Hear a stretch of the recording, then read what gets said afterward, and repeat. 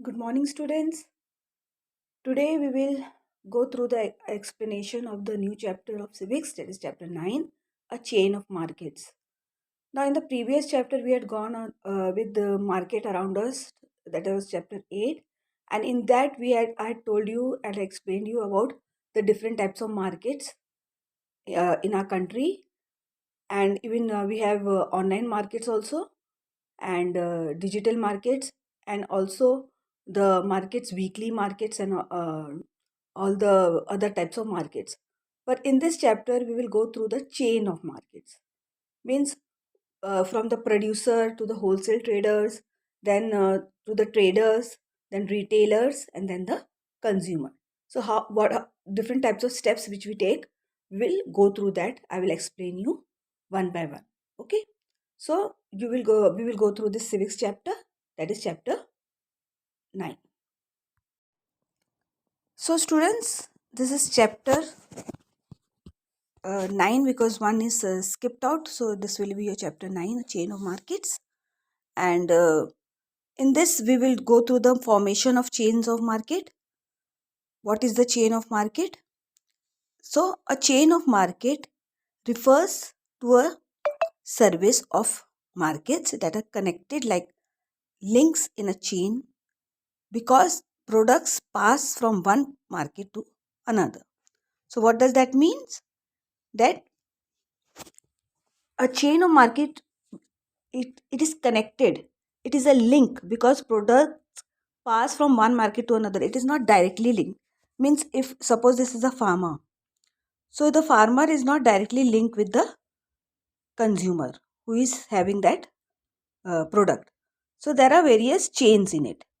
Like the wholesale trader is there, and then there is other traders also who are the middleman.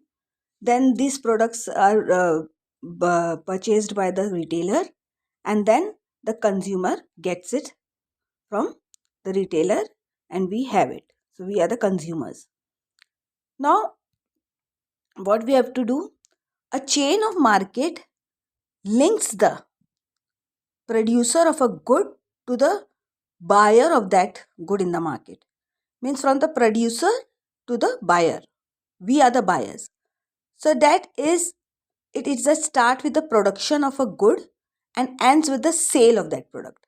Means how it is produced, like the farmer produce the crops, how it is produced, and then how it goes on in the hands of the wholesale trader who buys in bulk from these farmers, and then they sell it to the other wholesalers. Then the wholesaler sells to the retailers, and after the retailers it goes to the consumer. So the traders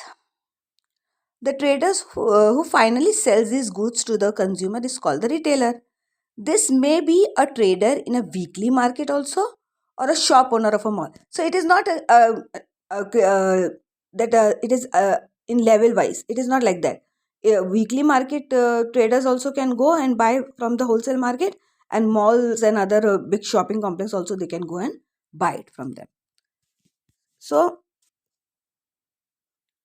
buying and selling takes place at every step in the chain, and every step people try to make profit. Means it is not like that they have bought it uh, cheap rate from the producer, then they will sell the same in to the retailer, to the other traders also, or the traders will sell in that same price to the retailer. There is profit margin also with them, so that whatever profit they are gaining, and then they will sell it to the other person, and then the retailer also has the profit margin when he sells to the ultimate consumer. Now, need or purpose of the chain. Now, why this chain is needed? So, goods are produced either on agricultural farm or in factories. It is not necessary that farmers only produce things. Many factories also produce many different things of homes or other electronic things and all. But we cannot buy directly from the farm or from the factory. But we the consumer cannot directly buy from them. So what we do, because of the distance and the other factors. On the other hand, producer will also not be interested in selling a small quantities. Producers are also not having that much time that they will produce each and every consumer their product. So for example, 1 kilo of rice, sugar, or a piece of newspaper, book, etc.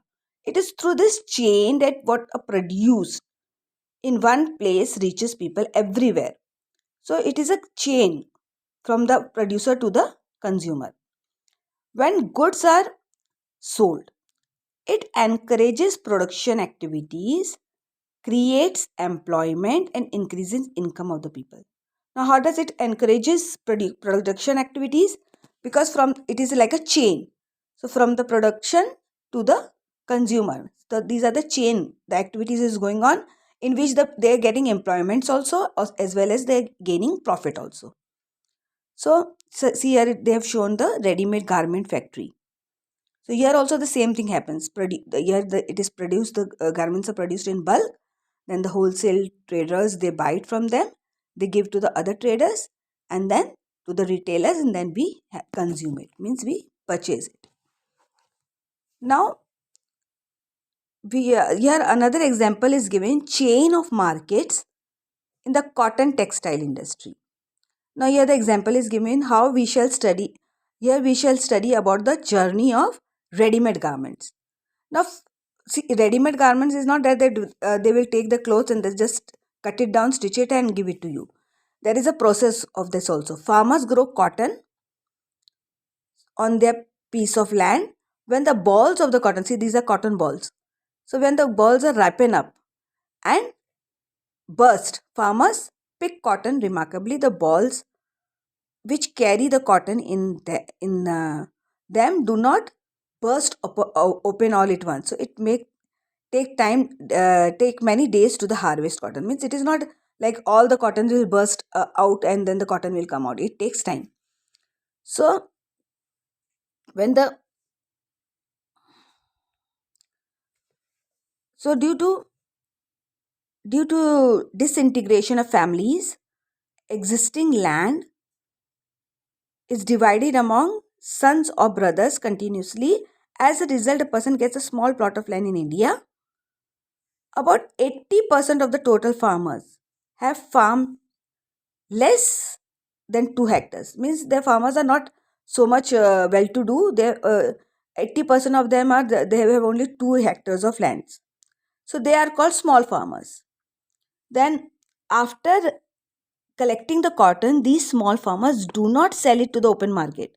Means after they collect the cotton, they do not directly sell to the open market, but they are bound to sell their harvest to the local trader.